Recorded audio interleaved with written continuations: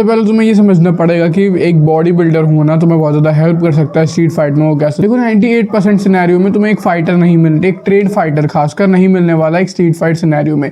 Usually तुम्हें एक normal outgoing person ही मिलने वाला है, जैसे एवरेज तुम्हें मिलते हैं। Now being as big as you can help you. ना तुम कितना भी कह सकते हो कि ये सब असली नहीं होता, लेकिन ह्यूमन में एक साइकोलॉजिकल फैक्टर होता है कि वो बड़ी चीज़ को देख के घबरा जाते हैं।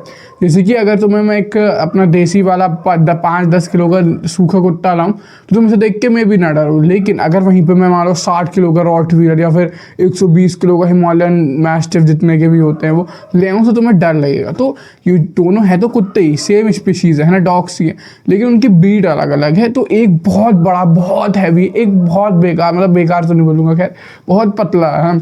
तो हमारी साइकोलॉजिकल टेंडेंसी होती है कि हम बड़ी चीज़ को देख के ऑटोमेटिकली उससे कम मैसअप करना चाहते हैं। तो तुम्हें उतना बड़ा होना पड़ेगा जितना तुम्हें नेचुरल लिमिट अलाउ करती है ना। अब बंदे पता एक पॉइंट देते हैं कि भाई तू बॉडी बिल्डर वाली ट्रेनिंग करेगा, बॉडी बिल्डर बन जाएगा तो तू स्लो हो जाएगा, तेरी मसल बेकार हो जाएगी। सबसे पहले नेचुरली इट्स इम्पॉसिबल कि तुम इतनी मसल बना लो कि वो तुम्हारे फाइटिंग में हिंड्रेंस करे।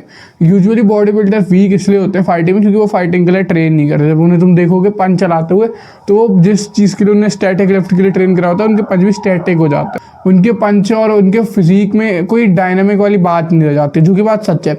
लेकिन अगर तुम उसके साथ एक मार्शल आर्ट ट्रेन के उसके बारे में आगे बात करते हो तो तुम उससे बैलेंस आउट कर सकते हो। उससे पहले तो तुम्हें humanly as big as possible होना है, जितना तुम हो पाते हो। अभी नहीं 5 साल में, नहीं 10 साल में, जितना टाइम लगे तुम्हें, जितना हो पाओ अभी आज से शुरू करो, जितना हो पाओ उतना बिग होना है। क्योंकि तुम्हारी टेंडेंसी होगी कि अगर कोई देखेगा कि तुम यार काफ़ी बड़े चौड़े इंसान हो तो फिर वो तुमसे लड़ने की उसकी टेंडेंसी गिर। चलो मैं तुम्हें एक एग्जांपल देता हूँ। देखो इधर से आ रहा है मान लो एक 6'4" 130 किलो का आदमी, इधर से आ रहा है एक 5'6" 60 किलो का आदमी।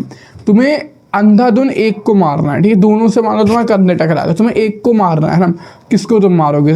खुद आंसर कमेंट में बता देना, तुम्हें पता चल जाएगा कि मैं सच बोल रहा हूँ मैं झूठ बोल। इसके साथ एक और चीज़ बहुत अच्छी होती है कि जब तुम्हारी स्क्वाट, बेंच और डेडलिफ्ट, खासकर स्क्वाट और डेडलिफ्ट ये ज़्यादा हाई हो जाती है, जब तो इसमें पावर आउटपुट अच्छा हो जाता है तो तुम इसे कैरी ओवर कर सकते हो दूसरी जगहों पे। क्योंकि एमएमए फाइटर्स भी स्क्वाट और डेडलिफ्ट करते हैं, खैर वो उनकी स्पेशलाइज होती है लेकिन फिर भी वो करते हैं।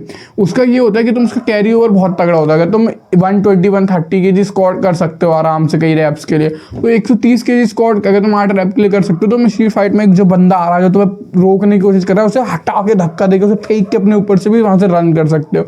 ये बहुत कारगर चीज़ साबित होगी तो तुम एकदम लाइफ एंड थ्रेटनिंग वाली सिचुएशन में चले जाओ। तो इसलिए मैं खास कर कहूँगा कि बॉडी बिल्डर ट्रेनिंग में स्क्वाट और डेडलिफ्ट को, खासकर स्क्वाट को बहुत प्रायोरिटाइज करना जितना तुम कर ना। फिर से मार्शल आर्ट पे आते हैं। मार्शल आर्ट में देखो मैं 3-4 मार्शल आर्ट तुम्हें रिकमेंड करता हूँ। रेसलिंग, बॉक्सिंग, मुay थाई और किक बॉक्सिंग। यूजुअली मैं तुम्हें बॉक्सिंग बेस्ट करता हूँ क्योंकि एक तो रेडिली अवेलेबल होती है और उसके अलावा उसे सीखने के लिए ज़्यादा ताम झाम नहीं चाहिए होता है ना। तुम्हें नॉर्मल कपड़ों में जाना है, ग्लव्स खरीदने, हैंड रैप खरीदने हो, कोई भी तुम्हें सिखा दो। सो बॉक्सिंग में टॉप रिकमेंड करता हूँ। लेकिन अभी यूजुअली मैंने कुछ सीन देखे, इसमें मैंने देखा कि रेसलर बहुत अच्छे थ्रो करके वहाँ से बच सकते हैं। तो ठीक है, रेसलिंग भी बहुत अच्छा हो गया उसके लिए। इवन तो मेरा रेसलिंग के साथ कोई एक्सपीरियंस नहीं, मैं आज तक करी नहीं है। लेट्स से और मुay थाई और वो तो तुम्हें पता ही उसमें सब में हिट्स अच्छे होते हैं। पंचेस, किक बॉक्सिंग में तो लिटरली हाफ बॉक्सिंग होती है। तो इस वजह से मैं कह रहा हूँ वो तुम्हारे लिए बेस्ट ऑफ द बेस्ट है। अभी तो हो गया वो बेसिक चीज़ें, क्या करना चाहिए क्या करना चाहिए। अब मैं तुम्हें बता रहा हूँ क्या चीज़ साइकोलॉजिकल वहाँ पर तुम उस समय कर सकते हो। सब तो लॉन्ग टर्म हो गई। बॉक्सिंग अच्छे से सीखने में 6 महीने 1 साल लगेगा, फिजिक बनाने में 3 साल 5 साल लग जाएंगे, ये सारी चीज़ें करने में टाइम लगेगा। अभी क्या कर सकते हो? सबसे पहले तुम्हें नेगोशिएशन पे आना है ना। हमेशा एक तो तुम्हें नेगोशिएशन कैसे होता है, नेगोशिएशन कैसे करना है, risk to reward ratio check करवाना है उसे।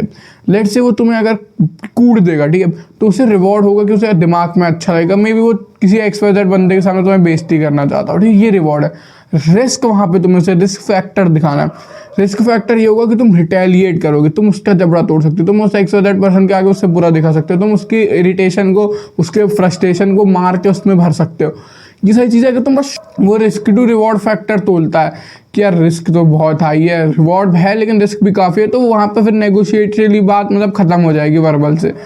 क्योंकि तभी तुमने देखा होगा यूजुअल स्ट्रीट फाइट में होता है, सामने वाला बंदा है तो बहुत स्ट्रांग होता है। जब वो खुद इनिशिएट बहुत ज़्यादा आगे बढ़ के कर रहा होता है तो वो बहुत स्ट्रांग होता है ना। और या तो फिर वो ग्रुप फाइट में होता है 60% 70% सिनेरियो में, वो ग्रुप इन दोनों में से एक चीज़ होती है। तो ग्रुप में हो या फिर बहुत स्ट्रांग होगा, सामने वाला वीक लग रहा होगा। या फिर वेपन हो सकता है, ठीक है, ये भी सिनेरियो ऐड कर देना। तो इन्हीं सिनेरियो में वो करते हैं, क्योंकि उसे 100% पता है कि यहाँ पर रिस्क घट है। अगर तुम 5 लोग हो तो तुम भाई MMA फाइटर भी आ जाए, कितना ही मार लेगा, 2 के 2 मुक्के मारेगा, 3 के 3 मारेगा, एक बार वो नीचे गिर गया फिर तुम लात काम खत्म, 5 बंदे तो कूद दोगे तुम। तो इसमें मैं तुम्हें कह रहा हूँ कि रिस्क टू रिवॉर्ड फैक्टर से दिखा दो। अगर तुम्हारी कन्सेंट्रेशन हो रही है, तुम्हें लग रहा है कि यहाँ पे फिजिकल जा सकते हो, उससे पहले बता दो भाई एकदम एग्रेसिव जाके कि भाई मैं रिटेलिएट कर, कोशिश करो कि तुम उसे दिखाओ कि मैं अभी मारना नहीं चाह रहा हूँ, लेकिन ये भी दिखाना चाहिए जैसे तुम्हें वाइडन आउट होके और अपनी आवाज़ को तेज़ करके और मतलब थोड़ा सा एग्रेसिव मोड में जाके कि भाई तुम रिटेलिएट कर सकते हो, तुम उसका रिस्क फैक्टर बढ़ा सकते हो। दूसरी चीज़ होता है हमेशा तुम स्टार्ट करो से एग्रेसिव, लेकिन तुम्हें तुरंत स्विच करना पड़ेगा एकदम काम गाय पे। देखो कैसे, अगर वो सामने वाला बंदा तुम पे चढ़ रहा है और तुम वहाँ पे पीछे हट जाते हो, तो यहाँ पे तुम उसे क्लीन चिट दे देते हो कि यार रिस्क फैक्टर का मैं कूद दो।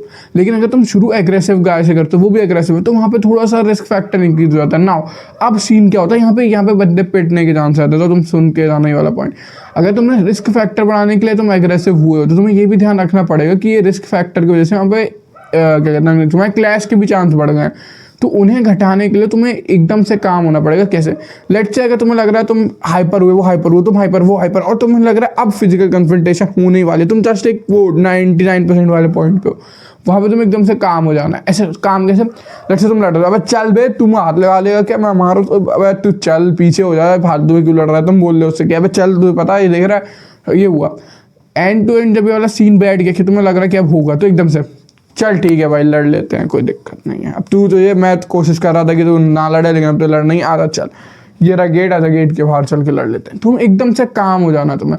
देखो ह्यूमन के साइकोलॉजिकली बहुत ज़्यादा पीक चीज़ होती है कि वो चेंज को ना झेल नहीं पाते। अगर मैं तुम्हें सडनली तुम किसी बंदे से बात कर रहे हो तो हैप्पी एकदम सडनली मुझसे सैड करूँ, तो तुम्हें चेंज समझने में थोड़ा सा डर लगेगा कि अरे अभी तो खुश तक तुमसे रोने के लोग, चेंज डरावना होता है। लेट्स से अगर तुम किसी बंदे से एकदम एग्रेसिव हो रहे हो एकदम से वो शांत हो गए, अब तुम्हें डर लगने लगेगा। ह्यूमन चेंज से डरते हैं हमेशा, इसलिए अनकंफर्टेबल होता है एवरेज ह्यूमन के लिए। जब तुम एक सडन चेंज दिखा सकते हो उसके में कि तुम एकदम सडनली चल ठीक है भाई अब तू कह रहा है तो चल लड़ ही लेते हैं, आजा बाहर आ जाओ, चल कोई बात नहीं, मैं कोशिश कर रहा था कि अब मैं लड़ाई ना हो, दोनों के चोट ना लगे, अब तू कह ही रहा है तो चल भाई ये रहा गेट, आजा लड़ लेते हैं, देख लेते हैं क्या होता। जब तुम ये वाली टोन में आ जाते हो, तुम पीसफुल आते हो, अब उसके दिमाग में आया कि सडन चेंज क्यों हुआ, क्या बाहर इसके कोई लोग हैं, क्या इसके पास कुछ ऐसी चीज़ है जो मुझे हार्म कर सकती है, या इतना कॉन्फिडेंस है कि ऐसे पता चल गया है कि कुछ भी मतलब कि क्या तगड़ा बंदा सही में, ये मतलब एक्सपीरियंस गाय तगड़ा बंदा है, कुछ भी चीज़ हो सकती है, क्या बाहर इसने कुछ ना कुछ इसके जान पहचान कुछ भी चीज़ आ सकती है। 70 चीज़ें 10 चीज़ें दिमाग में घूम जाती हैं। इसी टाइम का फ़ायदा लगाना होगा। फिर जैसे तुम कहोगे कि तो कहेगा नहीं भाई लड़ना तो मुझे भी नहीं, तू ही हो रहा, तो फिर तब तुम्हें काम ही रहना, तो भाई लड़ना नहीं है, तो तू इतना अग्रेसिव हो ही रहा था, तुम्हें लड़ना होगा, तुम्हें चल लेते हैं, तुम पुश करो कि चल लेते हैं, आजा फिर लड़ ही लेते, देख लेते, तो फिर ना वहाँ से वो धीरे धीरे कम हो जाएगा, वहाँ से तुम सिचुएशन पीसफुल आउट कर सकते हो। ये बहुत तगड़ा पॉइंट, ठीक है, ये तुम्हें आज तक नहीं सुना होगा, इसे अपने स्क्रीन रिकॉर्ड करके नहीं, कि जैसे भी अपने पास रख पाओ तुम वीडियो सेव करके, वीडियो को यहीं पे शेयर करके रख लेना, और कमेंट में ये वाला टाइम स्टैम्प पे भी कोई ना कोई कमेंट का बंदा लिख जाना की पॉइंट करके, ठीक है, जहाँ से मैं समझाना शुरू करा अब तक। ये लिटरली तुम्हारे को लाइफ थ्रेटनिंग सिचुएशन में बदल सकता है। लिटरली अगर बंदा नाइफ से तुम्हारे पास है, वो कह रहा है कि पर्स ले ले, मतलब पर्स तो दे देना, तो तुम दे देना भाई, जान ज़्यादा लाइट से वो कह रहा है कि मैं तो मारूंगा, तुम कोशिश करो अगर ऐसे सिचुएशन में कि नहीं मत कर भाई, वो पागल है क्या तू, नहीं, तो तुम एग्रेसिव हो रहे हो कि चल भाई अब मैं हाथ लगा, ये सब एकदम से वो आया कि मैं, फिर तुम शांत हो सकते हो। देख भाई तुम अब मुझे नाइफ से स्टैप कर सकता है, लेकिन मैं तो गारंटी कर रहा हूँ कि मैं तो बिना मारे तो जाने नहीं दूंगा, मैं तो ऐसे इंजरी दूंगा, या फिर तुमसे धमकी दे सकते हो बिल्कुल काम टोन में कि चल भाई आजा साइड में, चल तो ट्राई कर, चल छोड़ आजा आराम से, तू स्टैप करके ट्राई कर मेरा, आजा मैं करने ही वाला है। तो तुम्हें पता है कि अब वो चक करने ही वाला है, तो बहुत पीक सिचुएशन है, तुम बिल्कुल थ्रेटनिंग वाली। लेकिन अब इसमें कुछ % चांस है कि मे भी वो थोड़ा सा डर जाए, मे भी उसे लगे कि तुम्हारे पास कुछ ऐसी चीज़ हो सकती है जिससे वो उसे भी थ्रेट है, उसे लगे तुम सही में थ्रेटनिंग हो, तुम समझ आ रहा है सिचुएशन कैसी जा रही है। अगर सिचुएशन उस लेवल पे आ गई कि अब छक होने वाला, तो तुम्हें कोई नहीं बता सकता, तुम कितने भी सेल्फ इंप्रूवमेंट देख लो भाई, जब वो चीज़ स्विंग होती है भाई, हाथ से सामने नहीं करे आते, कट जब पहला पड़ता ना तो तुम्हें पता चलता हाथ खराब हो जाती है। तो अब जब छक की सिचुएशन आ गई है, तो उसके बाद तुम समझ ही लो क्या होना है। और मैं तुम्हें बोनस पॉइंट देना चाहता हूँ, क्योंकि तुम वीडियो के एंड तक आ गए हो। देखो तुम्हें हमेशा से ना इंटेंशन पढ़ने थोड़े साफ करने पड़ेंगे। देखो 2 तरह से हमेशा स्ट्रीट फाइट का शुरुआत होती है, या तो बंदा तुम्हें इंटिमिडेट करना चाहता है, बंदा अपनी सोशल हायरार्की में अबव दिखना चाहता है, या वो तुम्हें फिजिकली हार्म करना चाहता है। अब देखो दोनों सिनेरियो को अलग तरह से थोड़ा सा करा जाता है। देखो अगर वो तुम्हें सही में सोशल हायरार्की में ऊपर दिखना चाहता है तो मोस्ट प्रोबेबली 90-80% सिनेरियो में यही अच्छा होगा कि तुम उसे दिखने दो, ठीक है, हाँ भाई तो कूल, हाँ चल यार सब माफ़ कर दे, अबे छोड़ चल बात खत्म कर, वो तुम्हें गाली दे रहा तो चल चल ठीक है। यूजुअली यही इस सिचुएशन का बेस्ट होता है, क्योंकि देखो तुम उसे मारना नहीं चाहते, वो तुम्हें मारना नहीं चाहता, वो बस अपना दबदबा दिखाना चाहता, तो बात वहीं पर ख़त्म करो ना, डम सिचुएशन है। लेकिन कुछ बार क्या होता है, उनका इंटेंशन ही तुम्हें हार्म करना होता है, उनका इंटेंशन ही ऐसा होता है कि वो अब ऊपर दिखा लिया, ये कर लिया, अब हार्म करना है ऐसे। जब ये सिचुएशन आता है तुम्हें रीड करना पड़ेगा कि अब क्या करना है, तब तुम्हें ये एग्रेसिव हो सकते हो, काम हो सकते हो, तुम हार्म करना शुरू पहले कर सकते हो। ये सारी सिचुएशन लगानी है। अगर तुम्हें लग रहा है कि वो सोशल हायरार्की ही दिखाने के लिए, ठीक है यार ठीक है चल भाई, तू कह रहा है, तू मैं तेरी बात माने तो तू बड़ा है मेरे से, चल ठीक है तू बड़ा भाई है, चल चल चल हो गया, बात खत्म करो, है ना। ये की पॉइंट होने वाला है, क्योंकि एंड टू एंड तुम्हें भी पता है, मुझे भी पता है, स्ट्रीट फाइट के एंड में या तो तुम जेल में होगे और वो इंजर्ड, या तो तुम इंजर्ड होगे और वो जेल में, दोनों का एक ही सीन बैठता है, कोई तगड़ा इसका हल नहीं निकलता। तुम एकदम से कोई UFC की बेल्ट नहीं दे देगा, तुम इस्लाम मकाचेफ नहीं बन जाओगे। तो अब जैसे कि तुम्हें पता है कि मेरा पर्पस है मैन को मैस्कुलिनिटी से नया पर्सपेक्टिव देना, उन्हें लाइफ को नया पर्सपेक्टिव से दिखाना, वो वाला से इम्प्रूवमेंट देना जो अभी तक उन्हें नहीं मिला है। तो अगर तुम मेरे इस पर्पस में जुड़ना चाहते हो, ये ऐसे की टिप एकदम साइकोलॉजिकली प्रो वाली टिप्स लेना चाहते हो, तो तुम सब्सक्राइब कर सकते हो। सब मैं सब्सक्राइबर और welcome to take the deepest super powerful knowledge, super engraved legendary knowledge of mind. उसके अलावा वीडियो को लाइक कर दो। मिलते हैं तुमसे अगली वीडियो में कल। Let's do what bottom 99% are not doing. मिलते हैं 7 बजे आ जाना, कल अगली तगड़ी बैंगर आने वाली है।